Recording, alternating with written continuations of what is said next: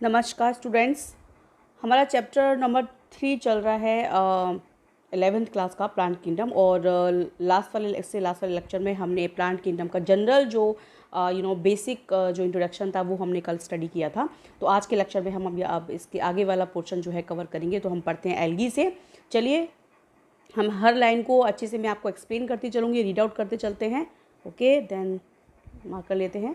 Okay, algae are chlorophyll bearing simple thalloid autotrophic and largely aquatic with freshwater marine organisms। अब देखिए algae जो है उसके कुछ कैरेक्टर्स दे रखे हैं कि एल्गी जो है वो क्लोरोफिल बियरिंग होती है। यहाँ पे क्लोरोफिल प्रेजेंट होता है, ठीक है।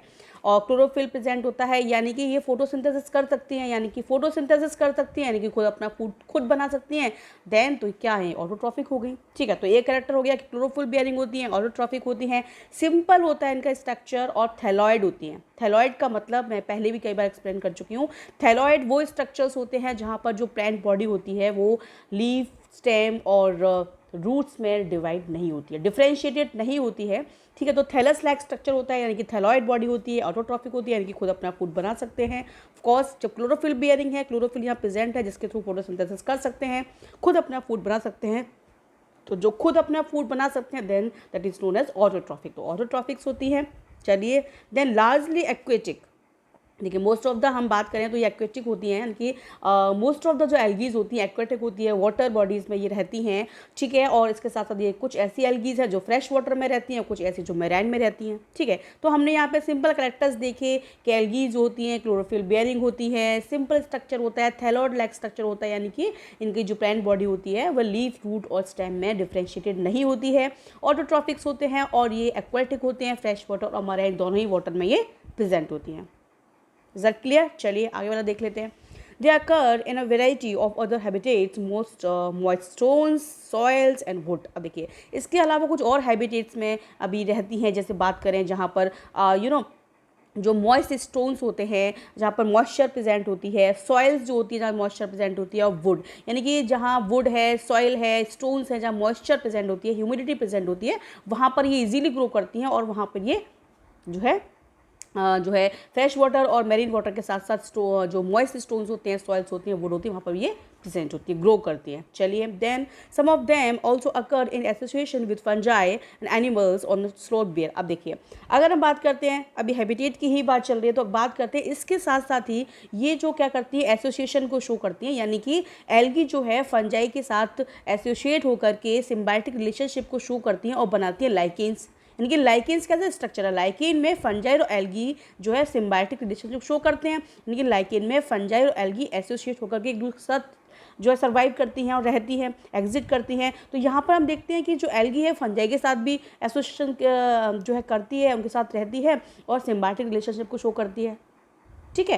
क्योंकि देखिए लाइकेन जो है एल्गी फंजाई से दोनों से मिलकर बनी होती है, तो वहाँ पर हम देखते हैं सिम्बायोटिक रिलेशनशिप है, म्यूचुअली एक दूसरे के लिए यूजफुल होती हैं, क्योंकि एल्गी क्या करती है, फूड बनाती है, ठीक है। एल्गी तो फंजाई के लिए फूड प्रोवाइड करती है और फंजाई एल्गी के लिए शेल्टर प्रोवाइड करती है, और मिनरल जो न्यूट्रिएंट्स होते हैं उनको एब्जॉर्ब करती है, वाटर एब्जॉर्ब करती है और एल्गी को प्रोवाइड करती है, ठीक है। तो दोनों म्यूचुअली जो है यूजफुल होती है एक दूसरे के लिए और सिम्बायोटिक रिलेशन को शो करती हैं। तो यहाँ पर हमने देखा जो एल्गी है फंजाई के साथ भी एसोसिएशन से एग्जिबिट करती है। चलिए, देन एनिमल्स के साथ, यानी कुछ एल्गी ऐसी है जो एनिमल के साथ भी एनिमल पर भी ग्रो करती है, जैसे स्लोथ बियर, ठीक है। स्लोथ बियर को हम देखेंगे ना तो बिल्कुल ऊपर बिल्कुल जो है ग्रीन दिखेगा, वो बिल्कुल उसकी जो बॉडी होती है एकदम ग्रीनिश दिखती है, ग्रीन दिखता है वो, तो एल्गी की वजह से, एल्गी जो है उसके ऊपर ग्रो करती है। तो हम देख रहे हैं कि एनिमल्स पे भी ग्रो कर रही है, फंजाई के साथ भी एसोसिएशन कर रही है, और स्टोन्स में, सॉइल्स में, वुड जहाँ पे मॉइस्चर प्रेजेंट है, यानी कि सब जगह हमें एल्गी देखने को मिल रही है, ठीक है। ये हमने हैबिटेट की बात करी। चलिए, then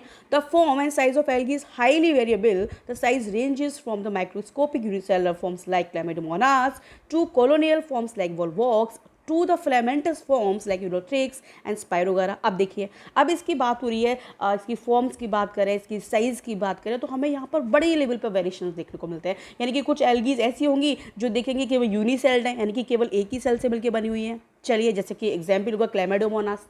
क्लैमिडोमोनास एक ऐसी एल्गी है जो कि यूनिसेल्ड एल्गी है, यानी कि वन सिंगल सेल से मिलकर बनी होती है, ठीक है। ये हमने देखा। और माइक्रोस्कोपिक होती है, यानी कि हम नेकेड आई से उनको देख नहीं सकते हैं, वो केवल माइक्रोस्कोप से देख सकते हैं, चलिए, तो एग्जाम्पल हो गया यूनिसेल माइक्रोस्कोप एल्गी का क्लेमाइडोमोनास। चलिए, देन टू कॉलोनियल फॉर्म्स, अब देखिए वॉलवॉक्स, वॉलवॉक्स एग्जाम्पल है, वॉलवॉक्स एक ऐसी एल्गी है जो कि कॉलोनी में प्रेजेंट होती है, कॉलोनी बनाती हुई जो कॉलोनी बनाती है, यानी कि ये कॉलोनी फॉर्म में प्रेजेंट होती है, तो उसका एग्जाम्पल है वॉलवॉक्स। चलिए, देन हम देखते हैं फिलामेंटस फॉर्म, यानी कि ऐसी एल्गी जो कि एक थ्रेड लाइक स्ट्रक्चर यानी कि फिलामेंट लाइक स्ट्रक्चर की जैसी दिखती है, ऐसी इसकी स्ट्रक्चर होती है, वो होगी यूलोट्रिक्स स्पाइरो वगैरह। तो अभी हमने क्या देखा, हमने देखा यहाँ पे हमें कई वेरिएबिलिटी जो है हमें देखने को मिल रही हैं। कुछ एल्गी ऐसी हैं जो माइक्रोस्कोपिक है, सिंगल सेल से बनी हुई है, और एग्जाम्पल हुआ क्लेमाइडोमोनास। कुछ एल्गी ऐसी है जो कॉलोनी में रहती है, कॉलोनी बनाती है, दैट इज वॉलवॉक्स।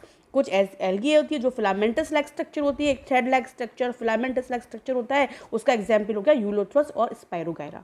ठीक है, एग्जाम्पल्स जो है आईएमपी हैं, आपको दिमाग में रखने हैं, तो आपको जो है यहाँ पर एक एक एग्जाम्पल इंपॉर्टेंट है। ठीक है, तो यहाँ पर फिलामेंटस एल्गी कौन सी होगी, यूलोथ्रिक्स एंड स्पाइरोगायरा। चलिए आगे देखते हैं। A few of the marine forms such as kelps form massive plants body. अब देखिए कैल्प्स है ना, ये बहुत बड़े साइज़ की एल्गी होती है, सबसे बड़ी साइज़ की एल्गी होती है कैल्प्स। ठीक है, आप देखेंगे मराइन जो मराइन में ओशीन में आप देखेंगे बड़ी बड़ी लंबी लंबी ये जो है एल्गी प्रेजेंट होती है, कैल्प एल्गी होती है, काफ़ी बड़ी साइज़ में, यानी कि कुछ मीटर्स तक ये लंबी एल्गी होती है। और ये क्या करती है कि मराइन में एक तरह से मान लीजिए कि वहाँ पर जो है ये जो जो भी शिप चलते हैं वहाँ पर, तो उनके लिए बहुत ज़्यादा प्रॉब्लम क्रिएट करती है। वहाँ के जो रोटेटर होता है वहाँ पर फंस जाती है और काफ़ी सारी प्रॉब्लम क्रिएट करती है। तो एक तरह से ये बड़ी जो है मीटर्स में फैली होती है, काफ़ी इनकी लंबाई होती है। तो सबसे बड़ी एल्गी कैल्प जो कि कई मीटर्स में लंबी होती है। तो हम यहाँ पे क्या देख रहे हैं, हम देख रहे हैं कि एक छोटी सी एल्गी से लेकर के जो सिंगल सेल माइक्रोस्कोप है उससे लेकर के बड़ी कैल्प्स एल्गी जो कि काफ़ी बड़ी होती है, कई मीटर्स में लंबी होती है, उस एल्गी को हम देख रहे हैं। तो हमने देखा कि यहाँ पे साइज में और फॉर्म्स में हमें काफ़ी जो है वेरिएबिलिटी देखने को मिल रही है एल्गीज में, है ना। छोटी साइज की भी एल्गीज हैं और कुछ मीटर्स तक लंबी एल्गीज है, जैसे कि कैल्प एल्गी जो कि मैराइन में प्रेजेंट होती है, मैराइन बॉडीज में, और वहाँ पे हमें देखने को मिलती है। ठीक है, चलिए, then the algae reproduce by vegetative. चलिए आगे वाला पैराग्राफ एक बार जूम करते हैं इसे। ओके, चलिए मार्क कर लेते हैं। Okay, the algae produce by vegetative asexual and sexual methods. अब देखिए, अब यहाँ पर बात किसकी हो रही है, रिप्रोडक्शन की बात हो रही है कि किस तरह से रिप्रोडक्शन करती है। तो एल्गीज होते हैं वेजिटेटिव रिप्रोडक्शन भी करते हैं, एसेक्सुअल भी करते हैं, सेक्सुअल मेथड्स भी करते हैं। ठीक है, चलिए, अब हम ये तो जानते हैं वेजिटेटिव रिप्रोडक्शन, एसेक्सुअल और सेक्सुअल में जो मेथड्स है वो जान लेते हैं। चलिए, vegetative reproduction is by fragmentation. देखिए, वेजिटेटिव जो रिप्रोडक्शन होता है वो मेनली होता है फ्रेगमेंटेशन के थ्रू। अब देखिए एल्गी है, ठीक है, उसका एक फिलामेंट ब्रेक डाउन हुआ और उस फिलामेंट ने, उस फ्रेगमेंट ने क्या किया, अपने आप को पूरा जो है ग्रो करके और पूरा एक एल्गी में डेवलप कर लिया। तो क्या हो गया, ये वेजिटेटिव रिप्रोडक्शन हो गया। चलिए, तो मेन जो मोड होता है वेजिटेटिव रिप्रोडक्शन का, तो वो मोड कौन सा हो गया, फ्रेगमेंटेशन के थ्रू, क्योंकि एल्गी का कोई भी फिलामेंट है एज ए फ्रेगमेंट वो ब्रेक डाउन हुआ और उसने आपको ग्रो करके पूरा एल्गी में डेवलप कर लिया। चलिए, एक हो गया ये mode. Then each fragment develops into a thallus, और हर फ्रेगमेंट जो है वो डेवलप हो जाता है थैलस में। चलिए, then asexual reproduction is by the production of different types of the spores। अब देखिए asexual reproduction किसकी, ये तो बात होगी वेजिटेटिव रिप्रोडक्शन की। अब बात करें asexual reproduction की, तो एल्गीज में जो asexual reproduction होता है वो होता है स्पोर्स के थ्रू, यानी कि एल्गीज में हम देखें कई तरह के स्पोर्स बनते हैं। एल्गीज में कई तरह के असेक्सुअल स्पोर्स बनते हैं जिनके थ्रू एल्गी असेक्सुअली रिप्रोड्यूस करती है। ठीक है, कई तरह के हमें स्पोर्स देखने को मिलते हैं। हम देखते हैं जू स्पोर्स बनते हैं, एप्लोनो स्पोर्स बनते हैं, हिप्नो स्पोर्स बनते हैं, एक्सो स्पोर्स बनते हैं, एंडो स्पोर्स बनते हैं, कई तरह के हमें स्पोर्स देखने को मिलते हैं, कार्पो स्पोर्स बनते हैं। ठीक है, वो हम फर्दर स्टडी करेंगे। चलिए, द मोस्ट कॉमन, देखिए यहाँ पे आ गया the most common being the zoo spores, जिसमें मोस्ट जो कॉमन होता है जू स्पोर्स होता है। ठीक है, देखिए जू स्पोर्स जो होते हैं वो थिन वॉल्ड होते हैं और वहाँ पर हमें फ्लैजेला देखने को मिलती है। ये मोटाइल होते हैं और फ्लैजेला के थ्रू ये मूवमेंट करते हैं, मूव करते हैं। तो जू स्पोर्स होते हैं वो मोटाइल होते हैं, थिन वॉल्ड होते हैं, फ्लैजेला प्रेजेंट होती है। चलिए, तो मोस्ट कॉमन जो स्पोर्स हो गए कौन से हो गए, जू स्पोर्स, जो कि एसेक्सुअल स्पोर्स होते हैं एल्गीज में। ठीक है, चलिए, then they are flagellated and germination give rise to new plants. अब देखिए ये फ्लैजिलेटेड होते हैं, जैसे कि मैंने अभी आपको बताया फ्लैजिला इनमें प्रेजेंट होती है, इसलिए ये मोटाइल होते हैं, फ्लैजिला के थ्रू इजीली मूव कर सकते हैं। ठीक है, तो ये जर्मिनेट होते हैं और जर्मिनेट करके पूरा एक प्लांट बनाते हैं, यानी कि पूरा एक एल्गी को बनाते हैं, पूरा एल्गी थैलस बन जाता है। इस तरह से ये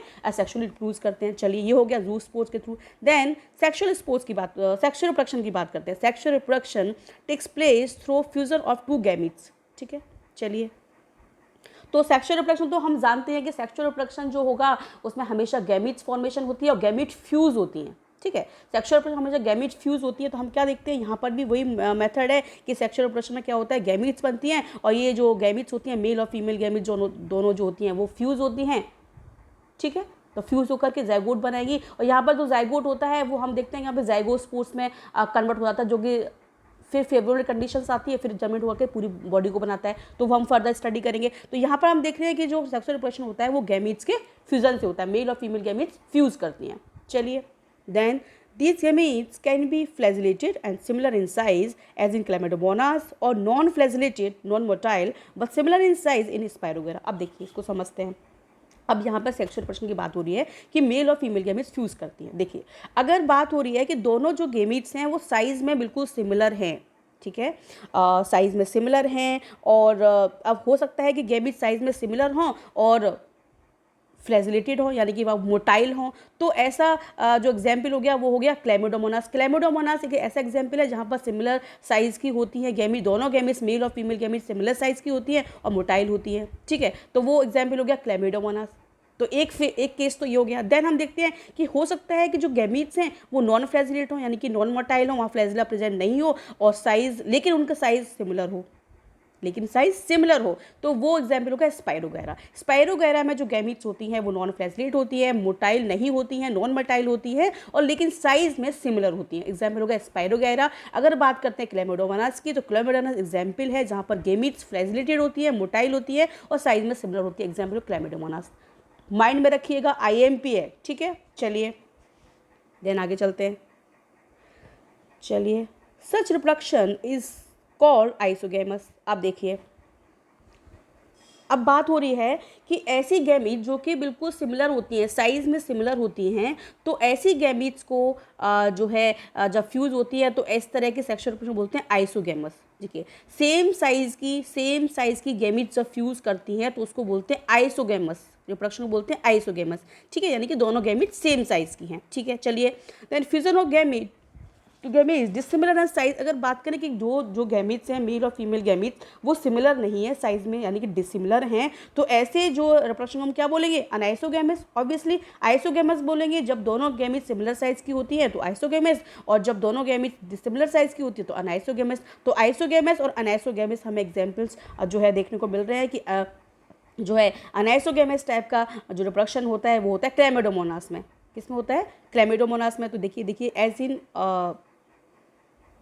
fusion of two gametes different size as in some species of Chlamydomonas is term as anisogamous. Chlamydomonas की कुछ स्पीशीज है जहाँ पर हमें एनाइसोगैमस टाइप का सेक्सुअल रिप्रोडक्शन देखने को मिलता है, यानी कि वहाँ पर जो गैमीट्स फ्यूज करती हैं वो साइज में सिमिलर नहीं होती हैं, वो डिसिमिलर होती हैं, तो उसको एनाइसोगैमस बोलेंगे, एग्जाम्पल होगा क्लैमिडोमोनास। चलिए, then fusion between one large non motile female gamete and a smaller motile male gamete is form oogamous. अब देखिए, उगैमस किसको बोलेंगे, जब दो गैमीट्स हैं उनमें से एक गैमीट जो है वो नॉन मोटाइल है और साइज में बड़ी है, साइज में लार्ज है, ठीक है, तो वो हो गई फीमेल गैमीट, ठीक है। तो हम देख रहे हैं उगैमस जो रिप्रोडक्शन होता है उसमें एक गैमीट जो होती है, जो फीमेल गैमीट्स होती है वो नॉन मोटाइल होती है और साइज में बड़ी होती है, और मेल गैमीट जो होती है मोटाइल होती है और साइज में छोटी होती है, ये आपस में फ्यूज करती हैं, तो उस टाइप के रिप्रोडक्शन को बोलेंगे उगैमस टाइप का रिप्रोडक्शन, उगैमस। तो हमें सेक्सुअली रिप्रोडक्शन के यहाँ पे हमने 3 टाइप्स के मोड हमने देखे, 3 मोड हम यहाँ पे देख रहे हैं। एक हो गया आइसोगैमस जहाँ पे दोनों गैमीट सिमिलर साइज की होती हैं, फ्यूज करती हैं।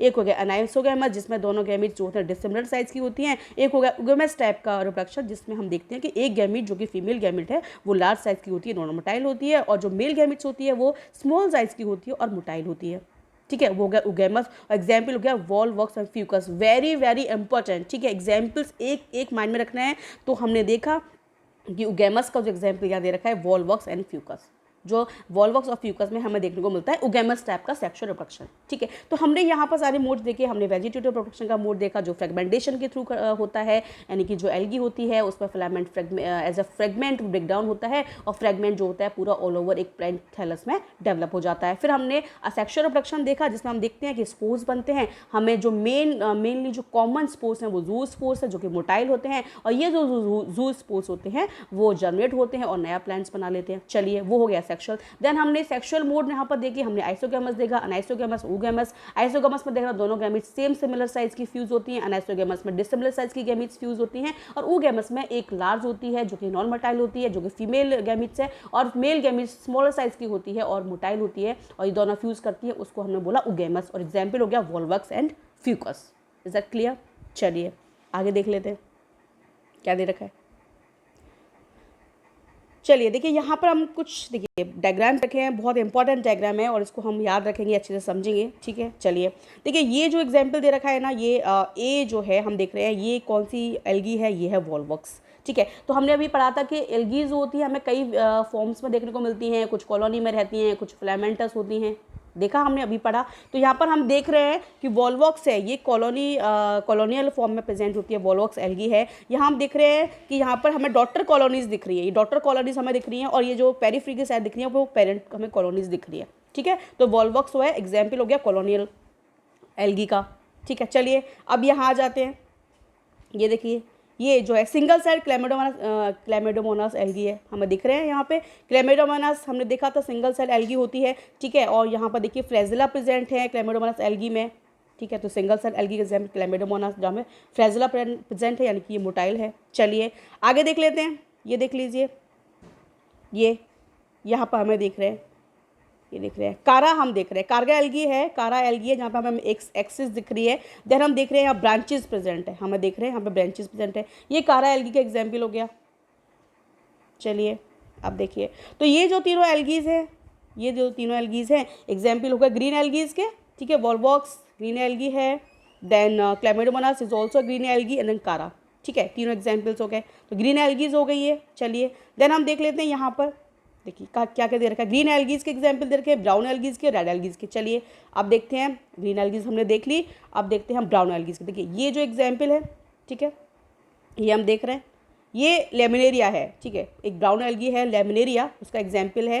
देखिए लेमिनेरिया का स्ट्रक्चर देख लेते हैं, यहाँ पर जो हमें दिख रहा है लीफी लाइक स्ट्रक्चर है, उसको हम फ्रॉन्ट बोलते हैं, फ्रॉन्ट बोलते हैं। चलिए फिर हमें दिख रहा है नीचे ये स्टाइप दिख रहा है, स्टॉक लाइक स्ट्रक्चर हम देख रहे हैं, उसको हम स्टाइप बोलते हैं। देन होल्ड फास्ट, यानी कि जिस सरफेस से एल्गी अपने आप को होल्ड करती है, उससे उसको मतलब सबस्ट्रेट से अपने आप को क्या करती है, उसे होल्ड करती है, ठीक है। तो उसके होल्ड फास्ट, उसको बोलेंगे होल्ड फास्ट, ठीक है। यानी कि सबस्ट्रेट से जो है वहाँ पर ये अटैच करती है ना, सबस्ट्रेट से अटैच होती है, उस वाले पार्ट को बोला है होल्ड फास्ट। तो हमें तीन स्ट्रक्चर फ्रॉन्ट मिला जो कि लीफी स्ट्रक्चर है, देन स्टाइप जो कि स्टॉक लाइक स्ट्रक्चर है, और फिर होल्ड फास्ट जैसे कि सबस्ट्रेट से जो एल्गी होती है वो कहीं पर क्या करती है, अपने आप को होल्ड करती है, अपने आप को वहाँ पर अटैच करती है, तो होल्ड फास्ट हो गया। लेमिनेरिया एग्जाम्पल है किसका, ब्राउन एल्गी का। याद रखेंगे एग्जाम्पल्स, एक एक एग्जाम्पल इंपॉर्टेंट है, एनसीईआरटी का एक एक example.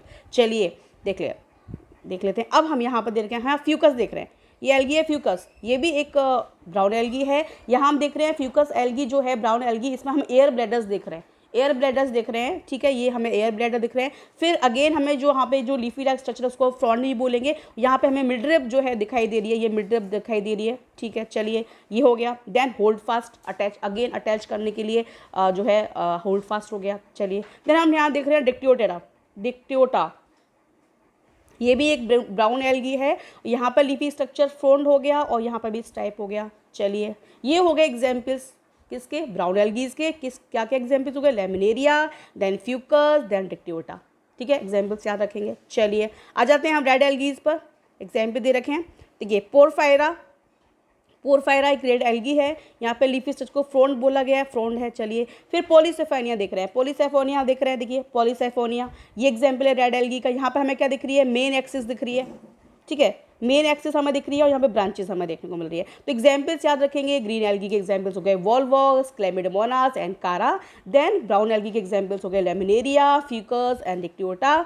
And then red algae के एग्जाम्पल्स हो गए क्या, दैट इज क्या, रेड एल्गी के पोरफायरा एंड पॉलीसेफोनिया, ठीक है। एग्जाम्पल्स अच्छे से याद रखेंगे। चलिए तो हमने यहाँ पर एग्जाम्पल्स देखे। चलिए ये एग्जाम्पल्स हमारे हो गए। एक सेकेंड, ओके। चलिए अब इस पैराग्राफ पर हम आ जाते हैं। चलिए अब देखिए, algae are useful to man in a variety of ways. अब देखिए बात हो रही है एल्गी के यूज़ की, अब बात हो रही है, ठीक है। तो algae are useful to man in a variety of ways, यानी कि एल्गी जो होती है वो हमारे लिए काफ़ी यूजफुल होती है कई वेज में, कई तरह के इसके यूजेस हैं।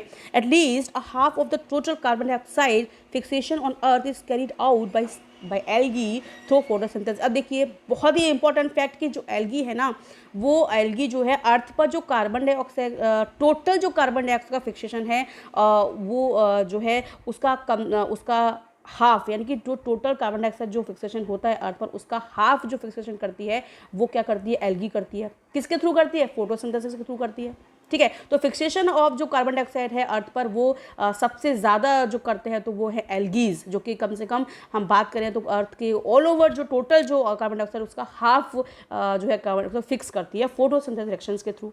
चलिए very important. Then being photosynthetic they increases the level of dissolved oxygen in their immediate environment. अब क्या करते थे कि इकोलॉजी में इकोलॉजी की बात करें तो एक बहुत ही, यानी कि अगर देखिए एक्वाटिक जो है हम बात करें, हम वाटर बॉडीज़ की बात हैं, वहाँ पर पूरा जो वहाँ की जो पूरा जो इकोसिस्टम है उसको इकोलॉजी है उसमें एक बहुत ज़्यादा इंपॉर्टेंट रखती है एल्गीज। तो क्या कर रही है एल्गीज, फोटोसिंथेसिस करती है। तो एक तो हमने देखा कि उन्होंने कार्बन डाइऑक्साइड को फिक्स कर दिया, देन इसके साथ साथ हम देख रहे हैं कि जो फोटोसिंथेसिस के थ्रू क्या करती है, जो वाटर बॉडीज़ में ऑक्सीजन को डिजोल्व करती हैं, तो वहाँ पर क्या है इंक्रीज, वहाँ पर ऑक्सीजन का लेवल क्या होता है, इंक्रीज होता है, ठीक है भाई। ऑक्सीजन क्या है, फोटोसिंथेसिस में क्या है, ऑक्सीजन जो है वो उसको एक्सक्रीट करते हैं ऑक्सीजन को, तो वहाँ पर जो है एनवायरनमेंट में ऑक्सीजन के लेवल के साथ साथ वाटर बॉडीज़ में जहाँ पर ये एक्वाटिक हैबिटेट में जहाँ रहती है वहाँ पर क्या करती हैं, ऑक्सीजन को एक्सक्रीट करती है और वहाँ पर लेवल को ऑक्सीजन के लेवल को वहाँ पर इंक्रीज करती है और ऑक्सीजन को डिजोल्व करती हैं। चलिए वेरी IMP, ठीक है। तो वहाँ पर क्या कर रही है, बहुत बड़ा यूज़ है इसका,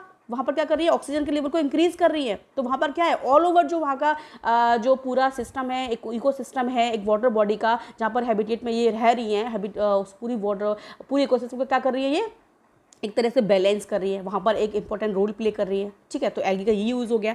चलिए आगे देख लेते हैं। They are paramount importance as primary producer of energy rich compounds which form the basis of the food cycle of all aquatic animals। और देखिए एल्गीज क्या एक चीफ प्रोड्यूसर्स हैं, एल्गी चीफ प्रोड्यूसर्स हैं, ठीक है। ये क्या करती हैं, प्रोड्यूसर्स हैं और खुद अपना फूड बनाती हैं और प्रोड्यूसर्स हैं। तो एल्गीज हैं, उनको छोटे ये जो है फाइटोप्लैंक्टन्स हैं, ठीक है, ये फाइटोप्लैंक्टन्स हैं, इनको फिर छोटे जो है जू प्लैंक्टन्स खाते हैं, छोटे जू प्लैंक्टन को फिशेस खाती हैं, उनसे फिर उन फिशेस को बड़ी फिशेस खाती है। तो क्या हो रहा है यहाँ पर, जो फूड साइकिल है, जो फूड चेन है वो मेंटेन हो रही है, ठीक है। तो यहाँ पर एज अ चीफ प्रोड्यूसर्स ये बहुत इंपॉर्टेंट रोल प्ले करते हैं एक्वाटिक एनिमल्स के लिए। और जहाँ पर क्या करते हैं ये एज अ प्रोड्यूसर्स वहाँ पर एनर्जी रिच कंपाउंड्स होते हैं जिनको कि दूसरे जो जू प्लैंक्टन्स है वो खाते हैं एज अ फूड। फिर जू प्लैंक्टन्स को छोटी फिशेस खाती है, छोटी फिशेस को बड़ी फिशेस। तो एक्वाटिक जो पूरा इकोसिस्टम है वहाँ पर ये बहुत मेन इंपॉर्टेंट रोल प्ले करती हैं और फूड साइकिल को मेंटेन करती हैं, ठीक है, एज अ चीफ प्रोड्यूसर्स, क्योंकि ये फोटोसिंथेसिस खुद फूड बनाती हैं और एज अ प्रोड्यूसर्स वहाँ पर ये इंपॉर्टेंट रोल प्ले करती हैं। तो हमने देखा इसका एक और यूज़ हमने देखा। चलिए आगे देख लेते हैं। Many species of porphyra, laminaria and sargassum are among the 70 species of marine algae used as food. अब देखिए अब बात हो रही है कुछ एल्गीज ऐसी है जो एडिबल हैं जिसको हम खाने में यूज़ कर सकते हैं, ठीक है। तो उसी की बात हो रही है कि कुछ स्पीशीज़ है एल्गीज की, जैसे पोरफायरा, जैसे कि पोरफायरा है, लेमिनेरिया है, हमने पढ़ा था। पोरफायरा क्या है, पोरफायरा एक रेड एल्गी है, अभी हमने देखा एग्जाम्पल। तो पोरफायरा है, लेमिनेरिया एक ब्राउन एल्गी है जो अभी हमने देखा, सार्गेसम। तो हम देख रहे हैं कि पोरफायरा, लेमिनेरिया, सार्गेसम ऐसी स्पीशीज़ हैं एल्गीज़ की जो कि हम edible as a edible food की तरह उसको यूज़ कर सकते हैं। और इसके अलावा कई इसके साथ साथ 70 स्पीशीज़ और है मराइन एल्गीज़ की जिसको कि हम एज अ फूड यूज़ करते हैं, ठीक है। तो ये भी इंपॉर्टेंट फैक्ट आ गया। चलिए then certain marine brown and red algae produce large amounts of hydrocolloids water holding substance like algin, brown algae and the carrageen red algae are used commercially। अब देखिए ये तो एडिबल एल्गीज की बात। अब कमर्शियली जिन एल्गीज का use है जिसको इंडस्ट्रीज़ में, फार्मास्यूटिकल इंडस्ट्रीज़ में और कई इंडस्ट्री में यूज़ करते हैं, तो कमर्शियल यूज़ की बात हो गई। तो वो एल्गीज कौन से, एक तो एल्गीज हो गई, एक ब्राउन एल्गी है जिससे हम एल्जिन, एक एल्जिन बात करते हैं प्रोड्यूस, जो रेड एल्गी है उसे हाइड्रोकोलाइड, जो वाटर होल्डिंग कैपेसिटी जिसमें होती है, एक सबस्टेंस होता है वो हमें मिलता है, उसका नाम है एल्जिन, जो कि हमें ब्राउन एल्गी से मिलता है, ठीक है। तो उसका कमर्शियल यूज़ है, एल्जिन का काफ़ी कमर्शियल यूज़ है। तो ब्राउन एल्गी से हमें एल्जिन मिलता है, ठीक है, जिसमें कि कैपेसिटी होती है वाटर होल्डिंग की, ये यूज़ हो गया। देन हम देख रहे हैं कैरा ग्रीन। कैरा जो ग्रीन है वो हमें रेड एल्गी से मिलता है, उसका भी एक अपना कमर्शियल यूज़ है, ठीक है। तो हम क्या देख रहे हैं, हम देख रहे हैं यहाँ पर हमें एडिबल कुछ स्पीशीज़ हैं, कुछ कमर्शियल यूज़ की स्पीशीज़ है एल्गी की जिसको हम यूज़ करते हैं। चलिए आगे देख लेते हैं। Agar one of the commercial products obtained from Giladium and Gracilaria are used to grow microbes and it's in preparation of ice creams and jellies। चलिए वेरी वेरी इंपॉर्टेंट अगार के बारे में बहुत इंपॉर्टेंट है, इसको याद रखेंगे। अगार जो है कमर्शियल यूज़ की एक अगार को हम जो है काफ़ी बड़े लेवल का इसका कमर्शियल यूज़ है। देखिए जो लेबोरेटरीज होती है, जब हम बैक्टीरियल कल्चर में भी अगार को एज अ वहाँ पर कल्चर मीडियम यूज़ करते हैं, ठीक है। तो काफ़ी इंपॉर्टेंट जो है इसका यूज़ है। तो अगार जो है वो मिलता है जिलेडियम से मिलता है और ग्रेसिलेरिया से। तो हम याद रखेंगे कि अगार हमें किससे मिलता है, जिलेडियम एल्गी से और ग्रेसिलेरिया से, जो कि काफ़ी यूज़फुल है, ठीक है। और जिसको हम ग्रो माइक्रोब्स, जब अभी बताया कि जो हम लेबोरेटरी में जो बैक्टीरियल कल्चर करते हैं वहाँ पर एज अ कल्चर मीडियम हम अगार का यूज़ करते हैं, ठीक है। और ऐसी एल्गीज़ को अगैरोफाइट्स एल्गीज़ बोलते हैं जिनसे हमें अगार मिलता है। तो ये अगैरोफाइट्स एल्गीज़ है, जिलेडियम और ग्रेसिलेरिया, जिससे हम अगार को हमें मिलता है, ठीक है। तो IMP से याद रखेंगे आप। चलिए देन फिर दे रखा है एंड प्रिपरेशन ऑफ आइसक्रीम। और जब इसके अलावा हम देखा बैक्टीरियल कल्चर के साथ साथ, बैक्टीरियल कल्चर जब करते हैं तो वहाँ पर कल्चर मीडियम के साथ साथ इसका और भी यूजेस हैं, जैसे आइसक्रीम में यूज़ करते हैं, जेलीज बनाने में यूज़ करते हैं। तो अगार का अपना बहुत इंपॉर्टेंट यूज़ है, ठीक है, इसको आप याद रखेंगे। चलिए देन हम देख लेते हैं क्लोरेला एंड स्पाइरुलिना। एक सेकेंड मार्क कर लेते हैं। चलिए chlorella and spirulina are unicellular algae. अब देखिए rich in proteins and are used as food supplements even bye space travellers. चलिए क्लोरेला है और स्पाइरुलिना है, दो एल्गीज हैं जो कि सिंगल सेल एल्गीज हैं और इसकी जो है काफ़ी प्रोटीन्स रिच होती हैं, इसमें काफ़ी क्वांटिटी में प्रोटीन्स प्रेजेंट होता है और जिसको जो है एज अ फूड यूज़ किया जाता है और मेनली यूज़ करते हैं स्पेस के जो ट्रेवलर्स होते हैं, स्पेस में यूज़ करते हैं। तो इसके देखिए दो यूजेस हैं, एक तो स्पेस में एज अ फूड ये जो है वहाँ पर काम आती हैं, एज अ फूड इसको यूज़ करते हैं स्पेस ट्रेवलर जो होते हैं, और साथ साथ ही क्या करती हैं ये वहाँ पर ऑक्सीजन को, वहाँ पर एयर को प्यूरीफाई करती है, ऑक्सीजन को क्या करती हैं वहाँ पर, ऑक्सीजन को वहाँ पर एनवायरनमेंट में एक्सक्रीट करती है, तो वहाँ पे ऑक्सीजन लेवल को बढ़ाती है। तो दो वहाँ पर यूजेस हो गए इसके। तो काफ़ी प्रोटीन्स इसमें प्रेजेंट होता है, काफ़ी यानी कि 50% तक प्रोटीन जो है क्लोरेला एल्गी में प्रेजेंट होता है, जिसको जो एज अ फूड जो है स्पेस ट्रैवलर्स यूज़ करते हैं। तो इसका भी एक इंपॉर्टेंट रोल हो गया, आप याद रखेंगे इसको। चलिए एग्जाम्पल होगा chlorella, okay. Then the algae are divided into three main classes, chlorophyceae, phaeophyceae and rhodophyceae, ठीक है। तो हम देखते हैं कि एल्गी जो है उनको डिवाइड किया गया है, 3 क्लासेस में डिवाइड किया गया है, क्लोरोफाइसी में, फियोफाइसी में और रोडोफाइसी में। और मेनली इनको जो डिवाइड, थोड़ा सा बता देती हूँ, इनको जो डिवाइड किया गया है मेनली पिगमेंट की प्रेजेंट के अकॉर्डिंग, इनको कि कौन से पिगमेंट्स है उसके अकॉर्डिंग यहाँ पर इनको डिवाइड किया गया है। तो इसको हम नेक्स्ट वाले लेक्चर में कवर करेंगे, अभी यहाँ पर एंड करते हैं लेक्चर को। तो और जो इसकी जो मेन क्लासेज हैं उनको हम नेक्स्ट लेक्चर में कवर करेंगे। तो अभी हमने मेन जो था एल्गीज के बारे में मेन उसके कैरेक्टर्स हमने देख लिए, उसके अलावा हमने वहाँ पर रिप्रोडक्शन हमने देखा, इसके अलावा हमने देखा कि एल्गी के यूजेस क्या है, ठीक है। कुछ एल्गीज एडिबल है, कुछ एल्गीज का कमर्शियल यूज़ है, कुछ एल्गीज स्पेस में काम आ रही है। तो और एल्गीज जो है वाटर जो बॉडीज़ हैं वहाँ पर एक इकोसिस्टम को मेंटेन करने के काम आ रही है, वहाँ पर फूड चेन को मेंटेन करने के काम आ रही है। तो वहाँ पर बहुत सारे यूजेस हमने देखे। तो अभी हम इस लेक्चर को यहीं एंड करते हैं। चलिए आगे से हम जो है आगे नेक्स्ट लेक्चर में कवर करेंगे क्लोरोफाइसी से, ओके। चलिए थैंक यू सो मच।